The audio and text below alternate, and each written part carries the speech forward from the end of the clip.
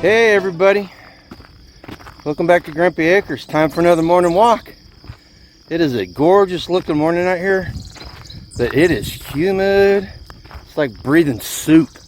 That's okay, it makes us stronger. Fancy's out here. She's out here somewhere. There she is. She's kind of lollygagging. Made it up the hill, turn around, going back. Look at that gorgeous sunrise behind us. But so today, I was thinking about it. Man, there is a massive amount of gaslighting going on right now, and it's coming from every direction. And if you let it get to you, man, it's going to make you think that you're crazy. You know, from the White House trying to shrug off obvious signs of the president's mental decline. Let's talk about that for a second. Oh my gosh. You know, they talk about cheap fakes and deep fakes, how they're not showing these video clips in context. You know, like the one where he wandered off and started talking to one of the skydivers that jumped on D-Day for the celebration. Listen, my mom had dementia and Alzheimer's. My wife worked on an Alzheimer's ward for a little while. My lying eyes aren't telling me that man is in complete control of his faculties. His behavior is exactly like what I used to see from my mom and all that. And yes, I realize that anecdotal, but you take enough of that evidence and pile it together, and it becomes completely obvious what's going on there. In fact, his wife should probably be charged with elder abuse. You know, and it was really funny because the response to people showing these clips and stuff was basically that of a 5-year-old, and it was and the other guy does it. They literally said that no, that's not the case. It's out of context, and then they turn around and released a video of a compilation of a bunch of clips of Trump getting lost on the stage and stuff.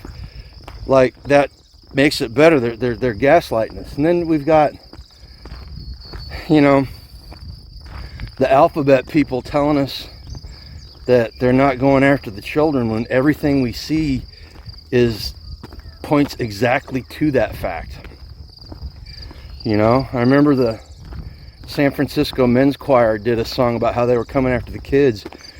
Like, this was 5 years ago. Oh, it's just a joke. It's just a joke. And now we've got parents that have to stand up in school board meetings and read child pornography to the school board that's coming out of their libraries. And then, you know, the whole COVID thing. You got people like Chris Cuomo. He's a douche. I do not like that guy, and he's the epitome of everything I dislike about the media and people on the left, because that man sat there and was talking about how he was on an ivermectin regime and that he had been lied to, and the media had been lied to, and it wasn't their fault. They were lied to. No, you guys are professionals. You should have done some research and looked into it and applied your brain instead of worrying about your multi-million-dollar paychecks. Okay? And then he got called out the other day. I saw a video clip where he was saying, he literally said that he was not belittling and demeaning people that were against taking the experimental shots. And the dude, they literally, like 3 times in this interview, they literally had to pull up clips of him doing exactly what he said he wasn't doing. You know, they're trying to gaslight us. They're trying to tell us that what we're seeing is not true. And it's not just the media and stuff. It's people around us. I got people, anytime I post a video about taxation or the financial situation in this country, I get people coming on and telling me, oh, it's not, inflation isn't as bad as what you think, and taxes aren't, oh, fancy, taxes aren't as bad as what you say they are. And again, and that's not Oh, hang on, somebody's got to take a potty break. And me saying that stuff is not me just spouting some party line or some anecdotal fact. These are things that are verifiable. All you have to do is look at the numbers and in an honest manner, and you can see that what I'm saying is true. I wouldn't be saying it if I hadn't verified it. All right, I try to stay away from that. That's one of the things we talk about, is whenever we start talking about this stuff, we need to do research. We need to do our own research. That's one of the last bias and fallacy video I made. That's one of the big things, is do your own research. Don't listen to somebody else. But they're gaslighting us. Project Veritas, this is what got me thinking on this morning. Project Veritas just released a video. I don't know if you know what Project Veritas is. That's James O'Keefe's Breitbart's old organization, where they go in undercover and they get videos of people saying stuff. You know, they get them when the mask is falling off. But anyway, they went in and they had two different State Department guys. May have been one. They just had video of one was just the guy's voice off camera, and then the other one was a video of the guy. Come on, Fancy.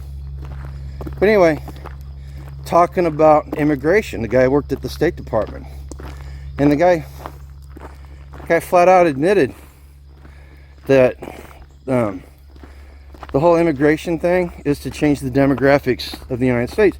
And I'm like, well, duh. You know, that's obvious to anybody that's paying attention. But you'll have the news media and the pundits and people on the left that act like trained seals and spout party lines. They'll have you. They would have you believe, no, that's not the truth. That's not what's really happening.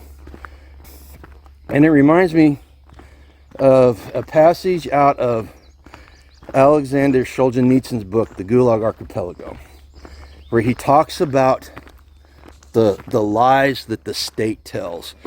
And in the old Soviet Union, you know, and to paraphrase, it's much more well written than what I'm about to say, but to paraphrase, the state would lie, the people knew the state was lying, and the state knew that the people knew that the state was lying, but everybody pretended like everybody was telling the truth. And they've done research, and you can read a lot about this old Soviet Union and the old Soviet bloc countries. Propaganda was not meant to change your mind. All right, and that's keep that in mind. Keep what I'm about to say in mind whenever you think about what's happening today. This propaganda was not meant to change your mind. In fact, they did studies, and they found the more outrageous the propaganda, the more effective it was. And the propaganda coming out of these countries is meant to shame you and make you, even if you make it so that you won't contradict it. And what they do is they get a whole bunch of people thinking like this, like am I by myself in thinking this? And they keep quiet, and you've got a bunch of people that think the same way and believe the same thing, but they're afraid to talk about it because they feel like they'll be all alone in their stance. And you know, fact is, people, man, I don't know what her thing is this morning. She's like getting on every little scent. But they want to shame you into not contradicting the party line or the government stance. And quite frankly, that's where we've come in America, right? So they don't want you to believe your lying eyes, right? Well, how do we counter that? Number one, like I said, do your own research. That one, anytime we talk about these things, That's going to be the number one thing. Don't believe anything anybody tells you. Probably that's probably more important if you're listening to somebody that you agree with, or what they say is pleasant to your ears. All right? Always double check. Next thing, talk to other people. Don't be afraid to, look at that. She's on to something. I don't see anything out there. But talk to other people. Express your views. Use your critical thinking skills. Build a good argument. And share your views with people. You know, and the difference between us and them is we need to craft a narrative and a message that is based on truth. And just like Sheila Jackson Lee told her supporters, the other side, get in their face, disagree with them, fight them, you know, confront them any place you can find them. Fear tactics, that's all that is, right? And we don't want to do that. Whenever we're expressing our views and we're trying to change people's minds, we don't want to do that. All right? And here's another thing. If you craft your message and you're talking with people and they are totally unreceptive, there are some people that are out there that are completely unreachable.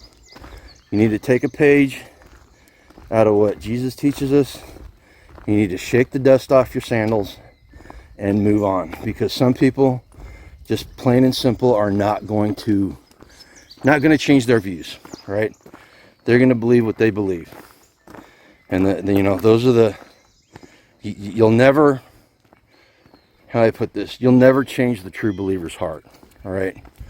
Something greater than you is going to have to work on them in order to make that happen. And if you did, yeah, you know what? That's exactly what it's like. Be evangelical about it. All right. That's what it is. Share the message. Let them know the truth. And if they become hostile or totally unreceptive, then you just move on.